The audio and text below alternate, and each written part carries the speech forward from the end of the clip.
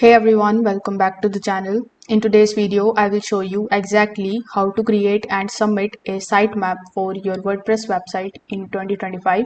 So this actually helps search engines like Google index to your website faster and improve your SEO. So without further delay, let's get straight into it. First of all, you need to come in your WordPress admin dashboard. Over here, you need to hover over to the left hand section and click on the option of add plugins. Here you need to download and install this plugin that is called Rank Math SEO. Click on the install button and activate it successfully. This particular plugin actually automatically creates a sitemap for your website. So you need to set it up with the help of your email account.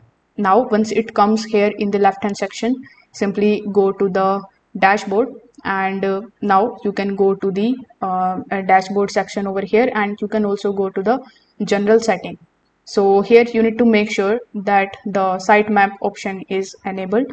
If it is disabled, simply just click on the sitemap option and enable it successfully. After that, you can choose which post or the type or the taxonomies you want to include in it, like post, the pages, categories, or products. So once you have enabled it successfully, you need to simply just type your name, and after the name of your website, just like so, this is the name of my website. You need to type sitemap underscore index.xml. So as you can see, once you type it over here, you will be able to find all of the URLs. So if you see all of these URLs, it simply means that you have successfully enabled the sitemap for your website. Now once you are done with it, simply click on the submit option and you are done. If this video helped you out, make sure that you like this video and subscribe to the channel. Thanks for watching.